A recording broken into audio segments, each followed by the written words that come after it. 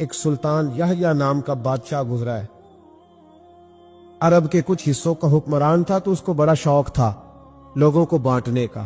دو قسم کے لوگ ہوتے ہیں نا، کچھ کو جمع کرنے کا شوق ہوتا ہے، تو کچھ لوگوں کو شوق ہوتا۔ بادشاہ کو، سلطان یحییٰ عرب کے کچھ حصوں کا بادشاہ تھا، شوق بڑا تھا لوگوں کو کھلانے پلانے کا، بڑا شوقین تھا، بڑا بانٹتا تھا، اور کئی دفعہ معاذ اللہ اس پر فخر بھی کرتا تھا جو نہیں کرتا، تکبر سے بھی کہتا تھا بڑی جائیدادیں آؤ جس نے لینا، تکبر بھی کرتا تھا معاذ اللہ، جو نہیں کرنا چاہیے۔ ایک دن جامع مسجد کے باہر کھڑے ہو کے نا بانٹنے لگا، کوئی فقیر آیا تو ایک مٹھی بھر کے شرفیاں دے دی، کسی کو سونا دے دیا، کسی کو چاندی دے دی۔ ایک درویش بابا جی کونے میں بیٹھے ہوئے، اسی کسی دے کچھ بھی نہیں لگ دے، کوئی ضرورت نہیں، کونے میں بیٹھے۔ وہ بابا جی کونے میں توجہ ہی نہیں کی، جب توجہ نہ کی تو سلطان کی توجہ خود بخود ہو گئی۔ سلطان یحییٰ کہنے لگے بابا کوئی قابل توجہ آدمی ہے، سب لوگ لائنوں میں لگے ہوئے بھاگ رہے ہیں، بادشاہ آیا ہے۔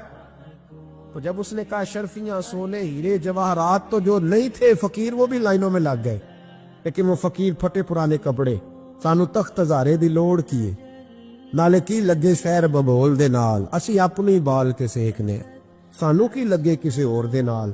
اور اقبال نے اس کی تشریح کی، اقبال کہنے لگے ہوا گو تند و تیز ہے لیکن چراغ اپنا جلا رہا ہے۔ ہوا گو تند و تیز ہے، تیز ہوا میں چراغ نہیں جلتے، ہوا گو تند و تیز ہے لیکن چراغ اپنا جلا رہا ہے۔ وہ مرد درویش حق نے جس کو عطا کیے ہیں انداز خوش روانہ، فرماتے ہیں جسے اللہ نے بے نیازی دے دی، لالچ سے دور کر لیا، وہ کسی کی پرواہ، وہ اپنا چراغ جلاتا ہے، اپنی مٹی پہ چلنے کا سلیقہ سیکھو، سنگ مرمر پہ چلو گے تو پھسل جاؤ گے۔ وہ بابا بیٹھا ہے تو بادشاہ کہنے لگا اسے بھی بلاؤ، بابے کو بلایا، کہنے لگا تجھے کچھ نہیں چاہیے؟ بابا کہنے لگا چاہیے تو بڑا کچھ، پر تجھ سے نہیں چاہیے۔ کہا کس سے چاہیے؟ فرمایا اس سے چاہیے جو دے کے حساب نہیں پوچھتا، بغیر حساب دیتا ہے، اس سے چاہیے۔ کہنے لگا نہیں، دروازہ کھلا، تو بھی لے لے۔ بابا کہنے لگا میں لے تو لوں پر تو دے کچھ نہیں نہ سکتا۔ بادشاہ کو غصہ آیا، اکڑ تھی، تکبر تھا، کہنے لگا تو کیوں نہیں میں دے سکتا، تو سوال کر۔ تو بابے نے ساتھ والے فقیر سے لکڑی کا کالا پیالہ پکڑا تو کہا لو دے دو کچھ۔ اس نے فوری طور پر سونے کی اشرفیاں اور مٹھی بھری اور لکڑی کے پیالے میں ڈالی۔ اب جب پیالے میں ڈالی تو کڑ کڑ کی آواز تو آئی، پر پتہ نہیں وہ کدھر گئی ساری اشرفیاں۔ دوسری مٹھی ڈالی تو پھر کڑ کڑ کی آواز آئی، پر اشرفیاں کدھر گئی کوئی پتہ نہیں چلا۔ تیسری، چوتھی، پانچویں، بابے کا پیالہ خالی کا خالی، 2 دفعہ بھی، 4 دفعہ بھی۔ یہ بادشاہ لوگ ضدی ہوتے ہیں، مانتے نہیں جلدی، کیونکہ کسی نے بتا دیا ہوتا ہے نا سارا کچھ تم ہی ہو، اڑ جاتے۔ ہاں جو جس منصب پہ بھی بادشاہ ہوتا ہے اڑ جاتا ہے۔ اس نے کہا میں بھی ضدی ہوں، پیالہ بھر کے چھوڑنا ہے۔ ایک بوری منگا لی، دوسری منگا لی، تیسری منگا لی۔ بابا خوش ہے، مطمئن ہے، چلو ڈالو، تم نے کہا تھا ملیں گی۔ اب وہ مٹھی ڈالتا، کبھی اشرفیاں، کبھی ہیرے، کبھی چاندی، پر پتہ نہیں کدھر جاتی۔ بالآخر آہستہ آہستہ بیک ہونے لگے۔ وزیر کہنے لگا بادشاہ پیچھے سے بوریاں ختم ہو گئی ہیں، اب نہیں منگانے لگیں گی، پیچھے کوئی چیز بھی نہیں، ختم ہو گیا سارا کچھ۔ انسان کسی کو کیا دے سکتا ہے؟ بادشاہ جب تنگ آ گیا نا بادشاہ، تو گھوڑے سے نیچے اتر آیا اور بابے کے پیروں میں بیٹھ کے کہنے لگا بابا یہ پیالہ ہے کس بلا کا نام؟ نیچے کون سا کنواں ہے کہ جو کنواں جو نیچے گراتا ہی جاتا ہے اور جو بھرتا ہی نہیں ہے؟ اب بادشاہ کا ہاتھ رکا تو بابے نے پیالہ چھوڑ دیا اور بڑا قیمتی لفظ کہا۔ بابا کہنے لگا بادشاہ یہ انسانی خواہشات کا پیالہ ہے، یہ انسان کی خواہشوں کا پیالہ ہے، یہ لالچ کا پیالہ ہے، یہ کبھی بھر سکتا؟ بزرگ ضعیف آدمی تھے، وہ نہ پودا لگا رہے تھے اپنے ہاتھوں سے، راشا بھی تھاری تھا، ہاتھ کامتے بھی تھے۔ محمود گزر رہے تھے، بزرگوں کو دیکھ کر کے فرمانے لگے بابا جی نہ تو آپ اس کی چھاؤں میں بیٹھ سکیں گے، آپ کی عمر بتاتی ہے کہ اس کا پھل بھی آپ نہیں کھا سکیں گے، تو اتنی مشقت آپ کر رہے ہیں۔ تو بابا جی مسکرائے اور محمود کی طرف دیکھ کر کے فرمانے لگے بیٹا میں پھل نہیں کھاؤں گا تو میرے پوتے تو کھائیں گے نا، اور میں نہیں چھاؤں میں بیٹھوں گا تو یہاں سے گزرنے والے مسافر تو بیٹھا کریں گے۔ محمود بڑے خوش ہوئے، اتنی اچھی بات، اتنا خیر کا جذبہ، اتنی اچھی امید، اتنے تازہ دم شخص فوراً ایک اشرفیوں کی تھیلی نکالی اور کہا بابا جی یہ تحفے میں رکھ لیں، قبول کر لیں۔ بابا جی نے تھیلی تھامی اور مسکرا کے فرمانے لگے محمود آپ تو کہہ رہے تھے کہ آپ پھل نہیں کھائیں گے، میں نے تو ابھی لگایا ہی نہیں، پھل اللہ نے پہلے عطا فرما دیے۔ دیکھیں میں نے امید لگائی تھی کہ میں خیر کروں گا تو مجھے تو پھل مل گیا۔ محمود نے نا ایک تھیلی اشرفیوں کی اور تھمائی، اور رکھ لیجیے۔ تو بزرگ فرمانے لگے محمود میرے اخلاص کی برکت دیکھو، لوگوں کے باغ میں سال میں ایک دفعہ پھل آتا ہے، میں نے اپنے رب کے ساتھ اخلاص کے ساتھ سفر شروع کیا ہے تو میرے باغ میں سال میں 2 دفعہ پھل دے دیا ہے۔ حضرت ابو نور علیہ رحمہ نے لکھا ہے، فرماتے ہیں محمود غزنوی کا دور تھا تو ایک آدمی محمود غزنوی کے پاس نا اپنا کیس لے کے آیا، مدعی بن کے آیا۔ اس نے کہا بادشاہ میرا کیس بڑا نرالا ہے۔ بادشاہ سلامت نے کہا وہ کس طرح؟ کہنے لگا یہ میرے پاس ایک تھیلی ہے، میں نہ سفر پہ جانے لگا تو یہ تھیلی پوری ہیروں کی بھری ہوئی، فلاں علاقے کے جو قاضی صاحب ہے نا، میں جاتی دفعہ میں کہیں سفر پہ جا رہا تھا تو میں ان کے پاس چھوڑ گیا کہ رستہ لمبا ہے کہیں کوئی مجھ سے چھین نہ لے، ہیروں کی بھری ہوگی۔ کچھ دنوں کے بعد میں واپس آیا ہوں، قاضی صاحب نے مجھے تھیلی واپس کی ہے تو اس میں ہیروں کی بجائے کھوٹے سکے نکلے۔ اب میں نے قاضی صاحب سے کہا ہے تو قاضی صاحب تو میرے گریبان تک آتے ہیں، وہ کہتے ہیں بتا کہیں سے پھٹی ہے کھلی ہے؟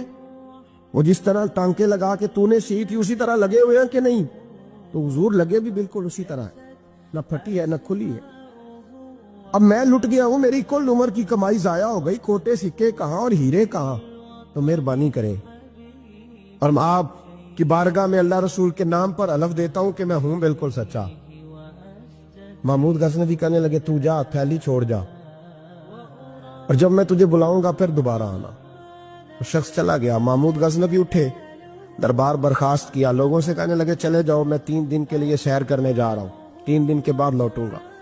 اکیلے جب رہ گئے نا محمود دربار میں تو محبوب نے چھری منگائی، وہ جس تخت پہ بیٹھتے تھے وہاں گدا بچھا ہوا تھا، یہ گدا پڑا ہے نا، گدا بچھا ہوا، تو محمود نے چھری کے ساتھ اس کو پھاڑ ڈالا اور چھری جیب میں رکھی نکل گئے۔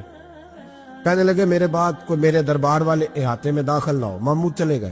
اب وہ صفائی کرنے والا جب آیا نا، اس نے آ کے دیکھا تو گدا تو پھٹا ہوا ہے۔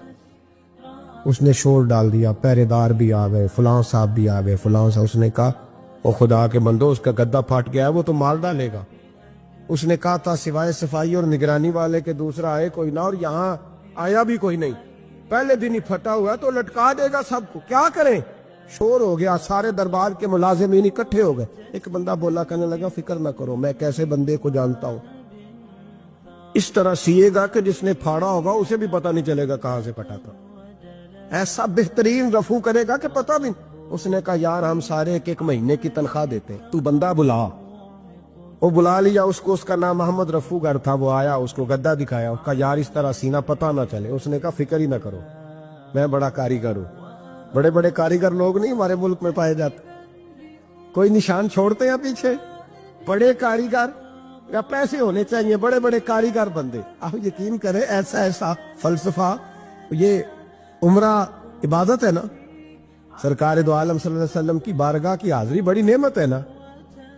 تو سعودی گورنمنٹ نے پابندی لگا دی، خیر ان کی بھی زیادتی ہے، اس طرح کی پابندیاں شریعت اسلامیہ میں جائز نہیں۔ اللہ کے گھر مسلمان جب چاہے جا سکتا ہے، لیکن وہ کہتے ہیں جی 2000 ریال دے جس نے 2 سال بعد بھی آنا ہے۔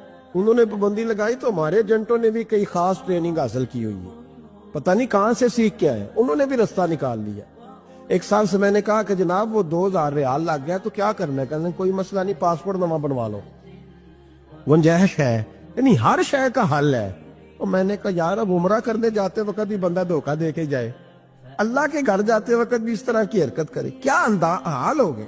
ہر چیز کا لوگوں نے حل نکال لیا، ہر چیز کا لوگوں نے سٹائل بنا لی۔ ایسا نہ کریں، یہ درست نہیں۔ احمد رفو گر کہنے لگا اس طرح سیوں گا کہ پھاڑنے والے کو بھی پتہ نہیں ہوگا، پیسے لے یار تو سی دے۔ اس نے سی دی، اگلے شام ہی لا کے بچھا دیا گدا۔ تیسرے دن بادشاہ سلامت آئے، آ کے پہلی نظر گدے پہ ڈالی، اس نے بلایا سب ملازمین کو، کہا کس نے سیا ہے؟ کہا جناب کیا ہوا؟ کہا یہ پھٹا ہوا تھا۔ کس نے؟ کہا نہیں پھٹا ہی نہیں۔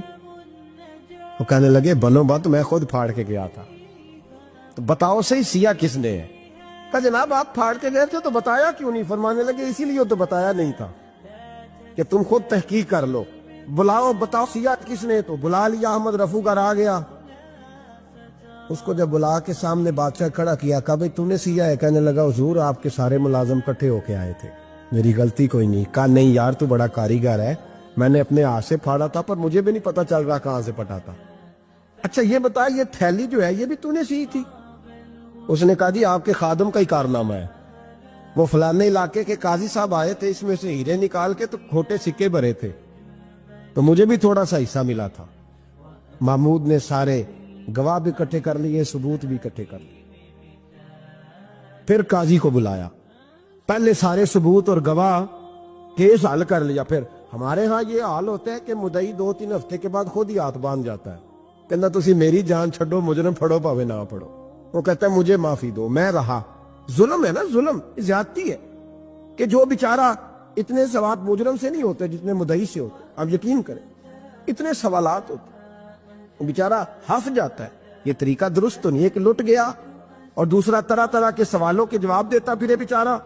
سارے ثبوت اکٹھے کر کے قاضی صاحب کو بلایا، تنہائی میں لے جا کے محمود غزنوی نے کہا قاضی صاحب آپ سے غلطی ہو گئی، غریب آدمی تھا، وہ لٹ گیا ہے، اس نے تو بڑی مشکل سے کچھ ہیرے جمع کیے تھے اور اس کی کل کائنات تھی، تو آپ اس کا مال اسے دے دیں، بات کا۔ تو قاضی صاحب کہنے لگے آپ مجھ پہ الزام لگا رہے ہیں، سوال ہی نہیں پیدا ہوتا، آپ میری داڑھی دیکھیں، آپ میرا اعزاز دیکھیں، دنیا جانتی ہے میں اس کا۔ قاضی صاحب انسان بھول ہی جاتا ہے، بندہ بھول جاتا ہے، غلطی ہوگی مان لے۔ کہا نہیں سوال، کہا میں تنہائی میں پوچھ رہا ہوں، میں اس وقت پوچھ رہا ہوں جب دوسرا موجود کوئی نہیں، آج توبہ کر لے، میں کچھ نہیں کہوں گا، تو میری زبان پہ اعتبار کر، تجھے پتا ہے میں جو کہتا ہوں اس پہ عمل بھی کرتا ہوں، باز آ جا۔ پر قاضی نے کہا نہیں میری غلطی کوئی نہیں۔